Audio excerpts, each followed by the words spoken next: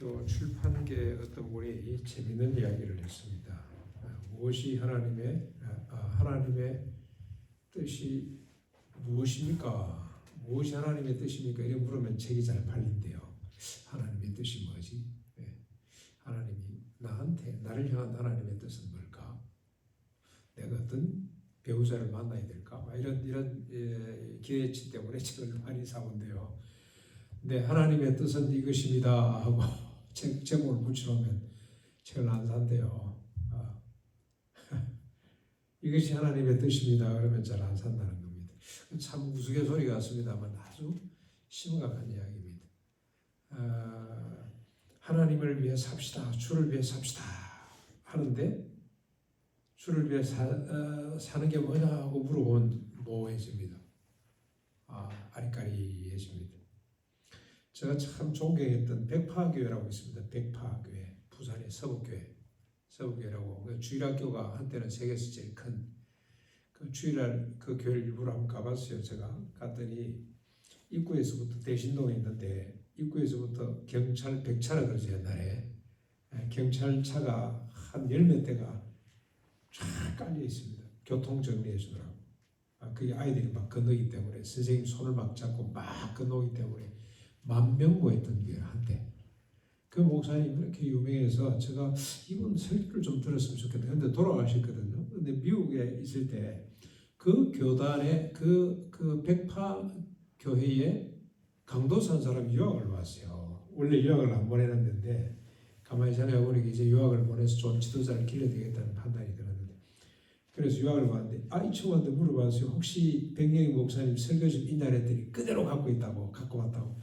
그래서 그놈을 빌려가지고 맨날 며칠 읽어봤습니다. 딱 이것 때문에 사람들이 모였구나. 하나님의 뜻대로 삽시다. 그러면 하나님께서 우리에게 능력을 주십니다. 그게 핵심이에요. 그러면 우리에게 힘을 주십니다. 그러면 우리가 어떻게 됩니까? 이거 빠지면 아무것도 아니겠구나. 사람들이 이렇게 안 좋아하겠구나. 근데 하나님의 뜻이 뭔지를 아무리 살펴도 안 나타나는 겁니다. 근데 그분은 구원론은 뭐 정확해요. 구원론 좀 우리보다 훨씬 더 좀 자세히 가르치긴 하는데 그래서 너무 허탈했습니다. 그 원문 경상도 사투리 그대로 그게 이제 그대로 이제 기록을 해놓은 책인데 그분의 설교집을 읽고 너무나 실망을 많이 한 적이 있습니다. 주님을 위해 산다는 게 뭔가? 이건 주님이 우리에게 요구하시는 것이 뭔가를 아는 것입니다. 오늘 본문을 보시면 이 금송아지 사건 이후에 하나님이 하신 말씀을 해상하면서 모세가 마지막으로 회중들에게 당부하는 거죠. 당부, 명령이기도 하고 유언이기도 하고 하는 장면입니다. 12절을 보시면 이스라엘아 네 하나님 여호와께서 내게 요구하는 것이 무엇이냐? 아주 중요한 질문이죠. 하나님께서 너희들에게 요구하시는 바가 뭔지를 아느냐? 우리가 하나님을 위해 삽시다 하고 이러면 반드시 이 질문을 우리가 받아야 되는 거죠. 하나님께서 너희에게 요구하는 바가 뭔지를 아느냐 하는 겁니다. 뭡니까? 곧 내 하나님 여호와를 경외하며 그의 모든 도를 행하고 그를 사랑하며 마음을 다하고 뜻을 다하여 내 하나님 여호와를 섬기고 또 내가 오늘 내 행복을 위하여 내게 명하는 여호와의 명령과 규례를 지킬 것이 아니냐. 하나님이 613가지 규례와 명령을 주셨습니다. 그런데 목적이 뭡니까? 하나님을 위해서가 아니에요. 그게 또 하나님의 뜻입니다. 누굴 위해서라 그럽니까? 너희들의 행복을 위해서 하나님이 주신 이 명령과 규례를 지키는 것이 아니냐. 이게 뭡니까? 하나님께서 이스라엘 백성들에게 요구하시는 바라 이 말입니다. 근데 그 하나님이 어떤 분입니까? 14절 하늘과 모든 하늘의 하늘과 땅과 그 위의 만물은 본래 내 하나님 여호와께 속한 것이로되 15절 여호와께서 오직 내 조상들을 기뻐하시고 그들을 사랑하사 그들의 후손인 너희를 만민 중에서 택하셨으면 오늘과 같으니 그러므로 모든 만물의 주인 되시는 하나님께서 너희들을 특별히 선택하신 이유가 뭐냐? 이 말대로 살아서 복을 받으라 이 말이죠. 그러므로 너희는 마음의 할례를 행하고 다시는 목을 곱게 하지 말거라. 네 마음대로 살지 말고 내가 준 계명대로 살거라, 그런 뜻입니다. 이게 무슨 사건 직후에 한 이야기라고요? 금송아지를 만든 10계명을 받으러 올라갔는데 제일 첫 번째가 나 외에 다른 신을 섬기지 말라고 하는 건데, 하나님 대신에 금송아지를 하나님으로 섬겼던 이스라엘 백성들을 질책하면서 하신 말씀입니다.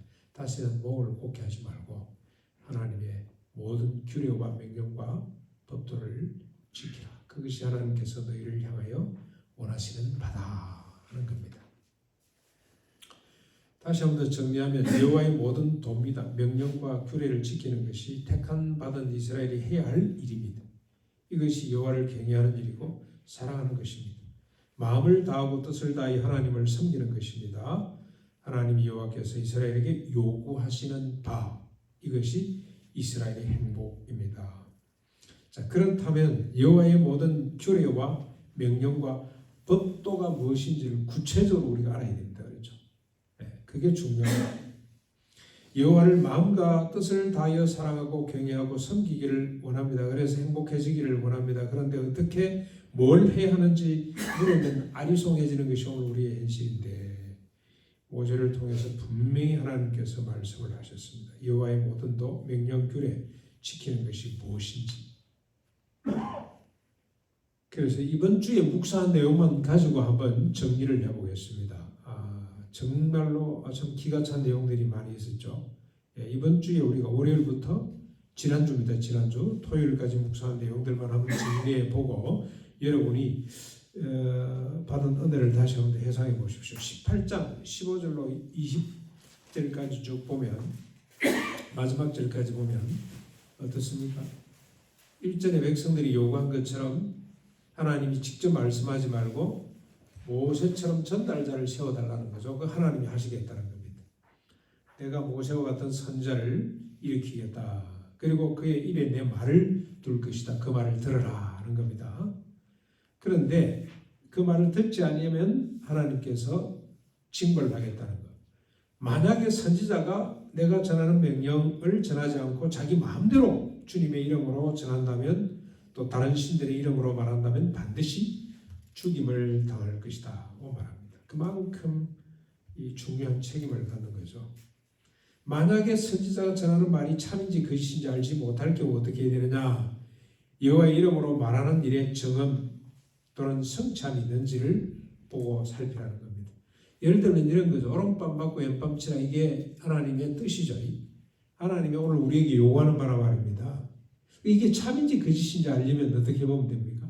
그 말씀대로 살아서 효과가 있는가? 결과가 있는가? 그걸 보고 이게 참말이구나 거짓말이구나를 분별을 하라는 겁니다. 그런데 어떻습니까 여러분? 한번 경험해 보셨습니까? 오른밤 맞고 왼밤 돌려 됐을 때 효력이 있던가요? 이런 거 7번 용서하거라, 용서해 주시고 효력을 보셨습니까? 용서하고 왼밤 돌려대는 것이 곧 사람을 살리는 법이구나 하는 것을 실천할 때, 그때 우리가 깨닫게 됩니다. 경험하게 됩니다. 이게 진리구나. 이게 진리구나. 그렇게 분별을 하라는 겁니다. 만약에 효험이 없다면 안 들어도 된다 이 말이죠. 그 말을 무시해도 된다. 19장 1절로 13절 무슨 법이 나옵니까? 도피성 규례가 나옵니다. 실수로 의도하지 않게 살인이 발생했을 경우에 그 가족들로부터, 주변 사람으로부터 보복을 받지 않도록 도피처로 도망을 가 있으면 됩니다. 전국이 6개. 네, 금방 도망갈 수 있도록 가까운 거리에 도피성을 6군데나 마련하도록 했습니다. 그런데 의도적으로 살인한 자는 어떻게 됩니까? 안 찾아도 됩니다. 원장님. 의도적으로 살인한 자는 도피성이 있다 할지라도 잡아내서 보복자의 손에 넘겨야 됩니다. 생명은 생명으로 갚도록 해야 됩니다. 19장 14절 지게석을 옮기지 말라 하는 겁니다. 19장 15절로 20절 정인법이죠. 모든 악이나 죄에 관하여 판단할 때 반드시 2사람 이상의 증인이 필요하다. 위정자가 나타났을 때 처리하는 법까지도 자세히 기록을 하고 있습니다.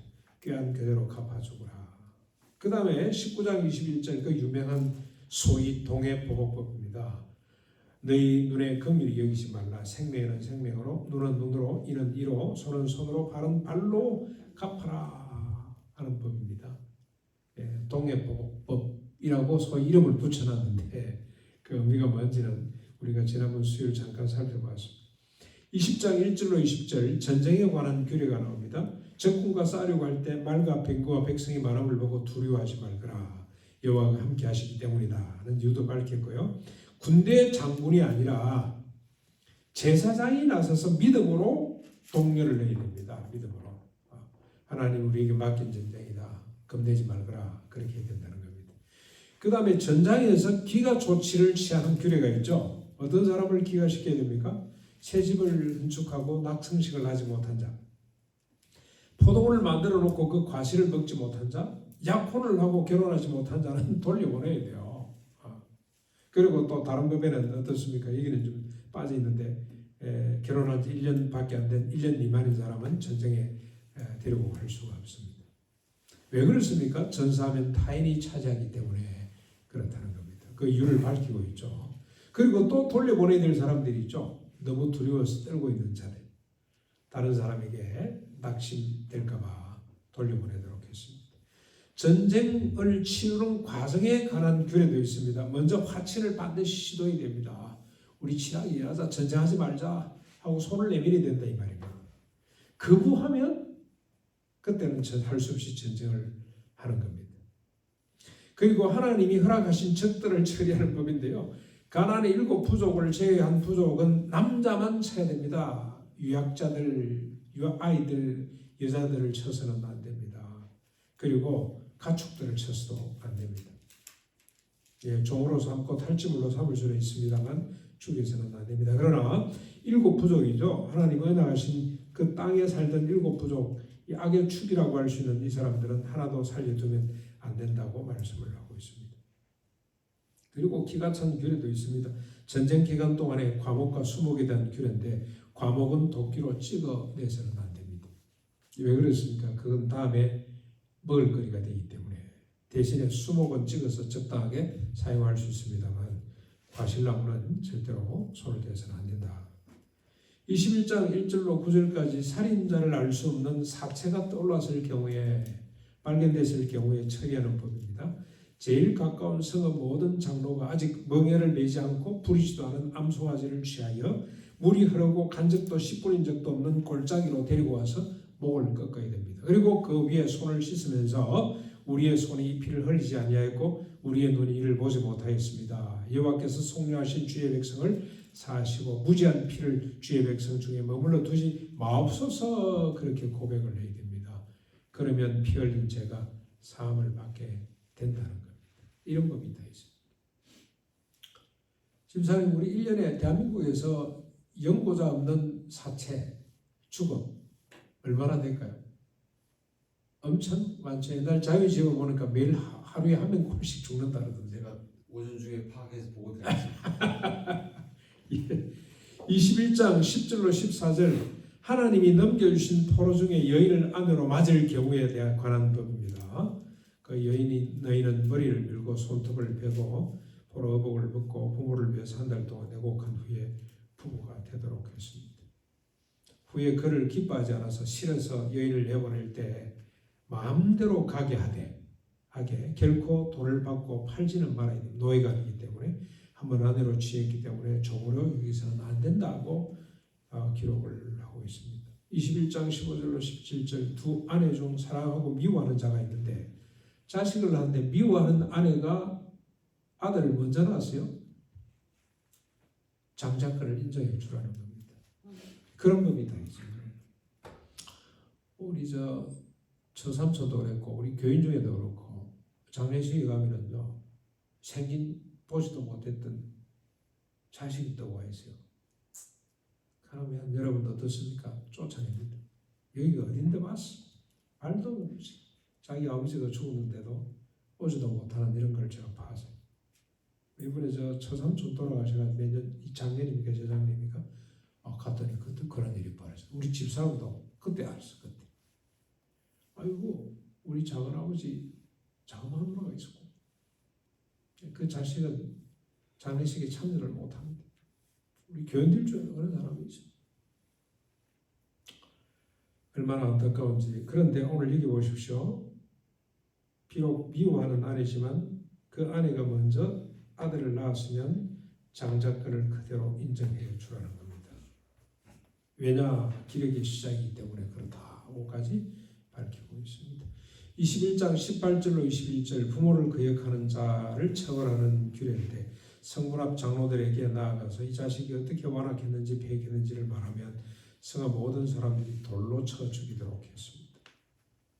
부모 거역하는 죄가 너무 큽니다. 21장 22절로 23절 사행수 시신처리법인데 아무리 사행수라 할지라도 그날 장사하여 언약의 땅을 더럽히지 않도록 했습니다. 22장 1절로 4절 형제의 소나 양이 길을 잃고 헤매는 걸 보거든 못 본 채 하지 말고 반드시 끌어다가 돌려주라는 거죠. 혹시 형제의 집이 멀거나 누구 손지 모를 경우에는 집에 잘 보관하고 있다가 찾으러 오면 그때 내놔라. 소가 나귀가 쓰러진 걸 보거든 쓰러지면 죽거든요. 빨리 이렇게 세야 돼요. 그때 못 본 채 하지 말고 형제를 도와서 이렇게 세워라. 22장 5절 의복법이죠. 성에 맞는 의복을 입으라. 남자가 여자 옷을 여자가 남자 옷을 입지 못하도록 했습니다. 22장 6절로 7절 둥지의 어미새가 새끼랑 알을 품고 있을 때 어떻게 해야 됩니까? 어미새를 잡아가면 안 돼요. 어미새와 새끼를 동시에 잡아가도 안 되고 꼭 잡고 싶으면 새끼 한두 마리만 가져가도록 했습니다. 그러면 복을 누리고 장수할 것이라고까지 기록을 하고 있어요. 22장 8절에 새 집을 지어 지붕에 올라가도록 새 집을 지었다면 어떻게 해야 됩니까? 반드시 난간을 만들어 떨어지지 않도록 해야 됩니다. 떨어져 피를 흘리면 피가 집 주인에게로 돌아간다고 그렇게 말씀을 하셨습니다. 22장 9절로 11절 혼합작물 금지법 포도원에 두 종자를 섞어 뿌리지 말고 말과 나귀를 결의하지 말라. 같이 멍에를 치우지 말라는 거죠. 양털과 배실로 섞어 짜지 않도록 했습니다. 22장 12절 겉옷에 술을 달아라. 22장 13절로 21절까지 결혼 후 남편이 아내의 순결을 의심할 때 규례입니다.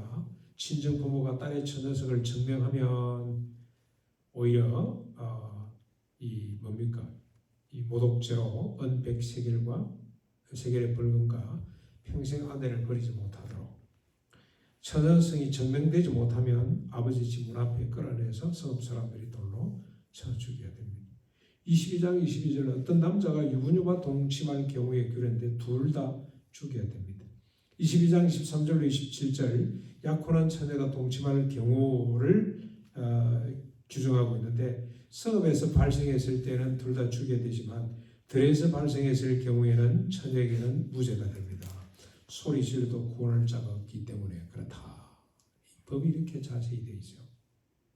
그 다음에 22장 28절 29절까지 약혼하지 않은 처녀와 동침할 경우에 어떻게 됩니까? 남자가 처녀의 아버지에게 50세겔을 주고 그 처녀를 평생 아내로 삼아야 됩니다.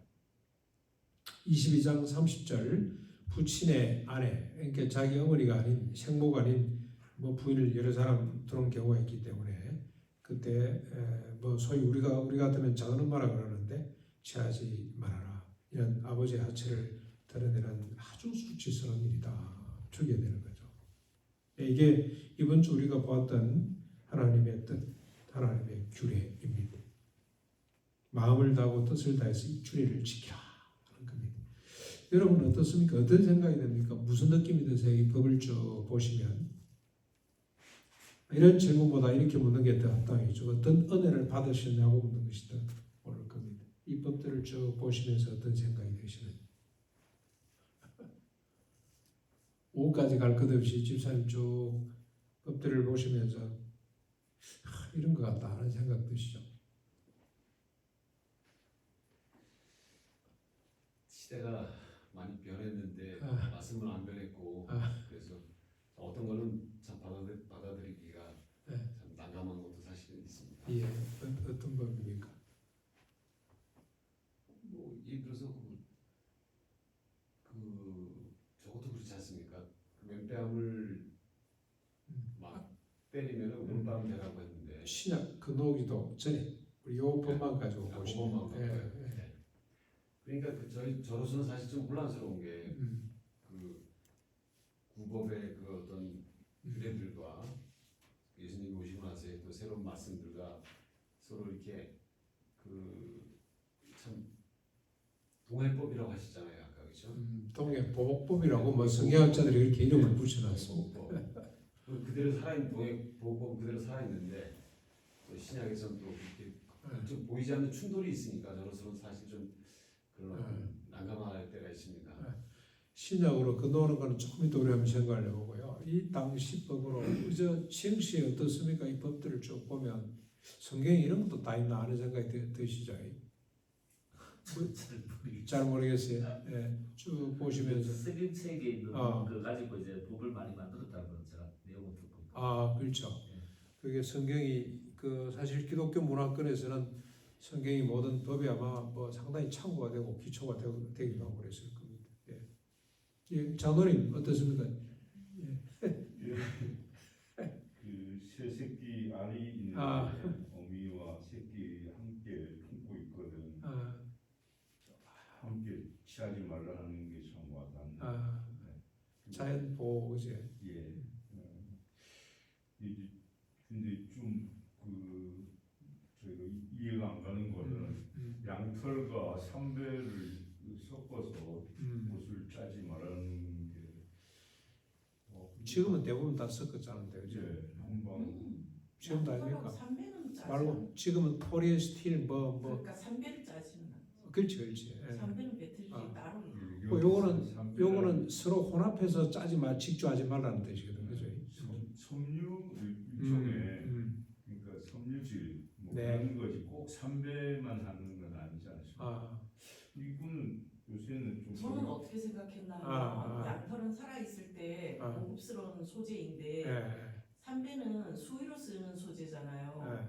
중동에서는 더구나 그랬을 것 같거든요. 그러니까 죽었을 때 쓰는 거기 때문에 산자와 죽은 자의 그렇게 이해를 하셨다. 저는 그렇게 이해를 해서 당연히 안 되는 거라고 아멘으로 저는 한 번에 받아들였어요. 예. 그렇고 특히 그 처녀성 이게 오늘날 이게 이제 기독교 사회가 이거를 지켜라 하면 뭐 지키는 거의 문화가 우리나라뿐만 아니고 미국이나 뭐 유럽이나 전 세계 그 기독교 국가라 하는 데에서도 이걸 그렇게 잘 지키고 있을까 하는 그런 생각.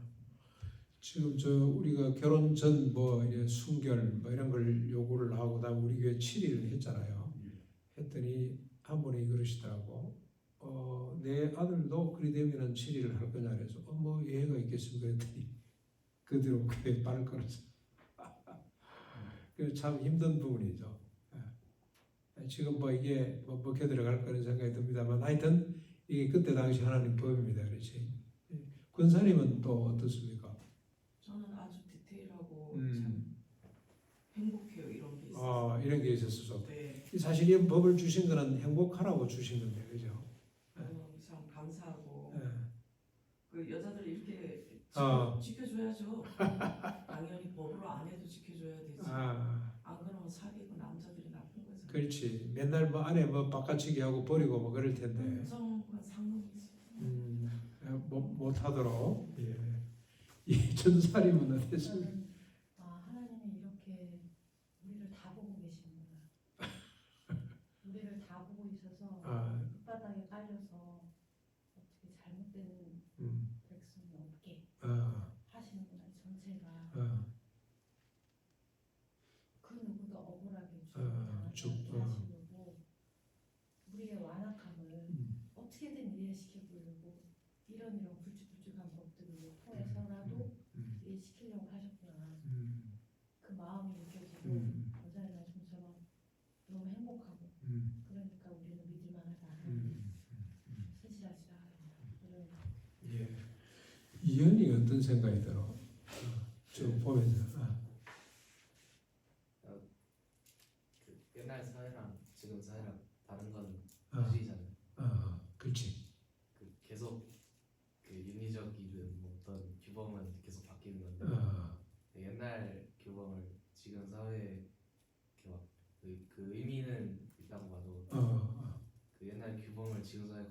없이 가면 안 됩니다. 아 그래. 야 우리 연이 이렇게 생각을 깊이 합니다. 박사님 어떻습니까? 쭉 보시면서. 그것도 모르겠어요. 예, 권사님. 저는 질문이 뭔 걸 네. 권사님, 쭉 이렇게 법을 우리가 몇 가지 좀 쭉. 하나도 모르는데 질문이 이걸 봤는데 나는 평소에도 장자권 상속 그 미움받는 자에게 상속을 준다는 게 네. 하나님 공의 하나님 그거를 항상 생각해. 아, 미움만 받고 저 장자권도 없으면 나는 그게 마음이 아파. 그게 저 부인뿐만이 아니고 자식한테까지 그 상처가 흘러갈 텐데. 그러니까 부인 상처 자기만 미워하지 자식까지 그러니까 하나는 공의 하나님 이게 항상 공평하게 그래야 그 사람도 살지. 그렇죠. 미움받는 사람도 그러나, 희망을 갖고 있다. 만약에 그게 아내도 미워하는데 자식까지도 장자권을 안 주면 상처가 자식까지 물러가서 얼마나 그 그게 사람들이 불행해지는 거죠. 예수 안 믿을 것 같아. 하나님 믿다가 안 믿을 것 예, 같아. 그렇습니다. 예, 우리 뭐 말씀하셨습니다만 인간 존중이라고 이렇게 이야기해도 좋겠나.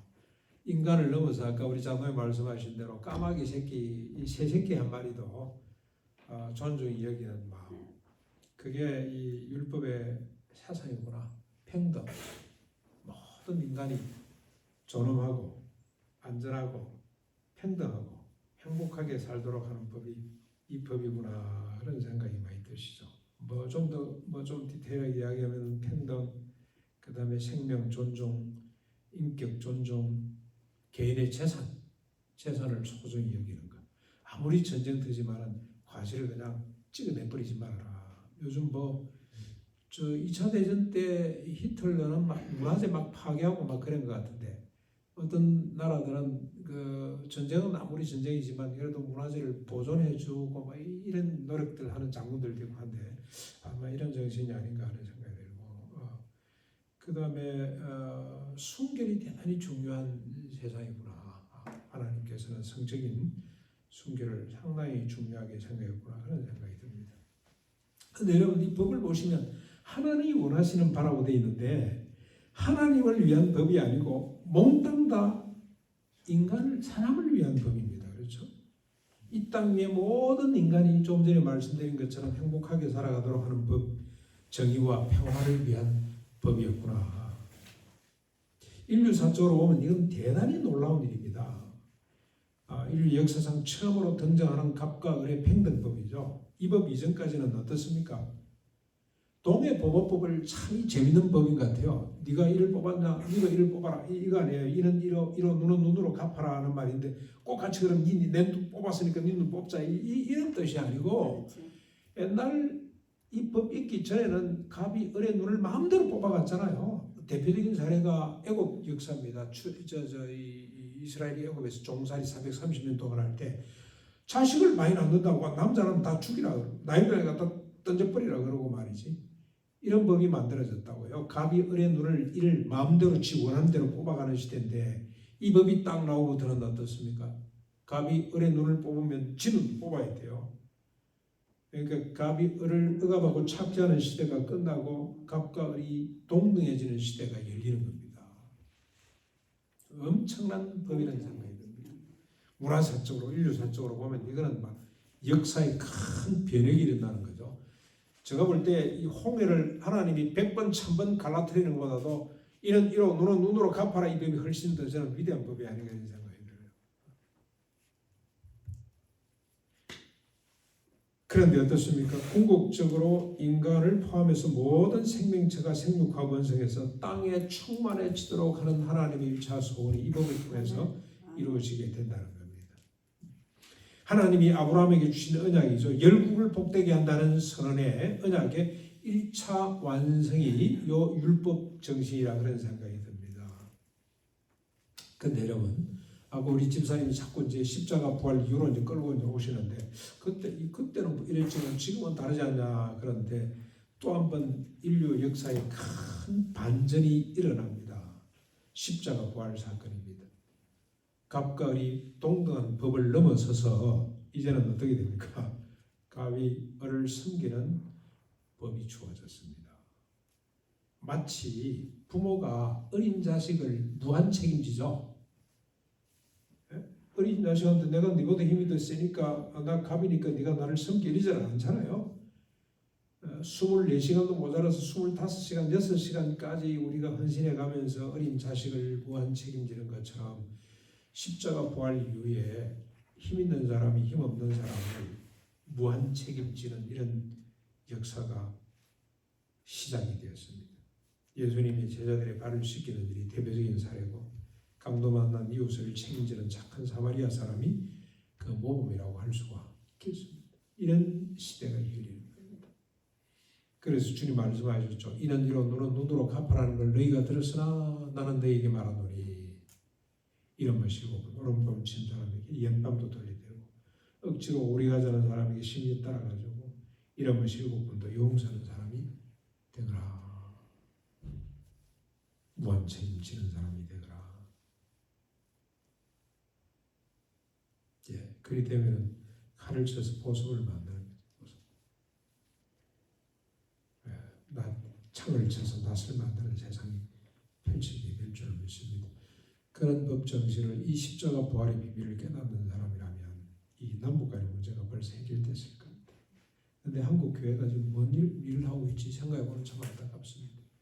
분단 70년이 넘었는데 아직까지 이 기미가 더 갈수록 경직되고 이제는 뭐 그냥 완전히 두 나라로 쪼개지는구나 그런 생각이 들고 영도 전쟁 연습한다라고 막 하면 정신이 없고 율법 신앙을 넘어 십자가 부활 신앙으로 살아가는 우리 교회가 됐으면 좋겠습니다. 갑과 을보다 더 낮은 자리에서 누가 갑이고 을이고 구분하지도 말고 더 낮은 자리에서 무한 책임감으로 떠받드는 삶을 살아갈 수 있는 우리가 됐으면 좋겠습니다.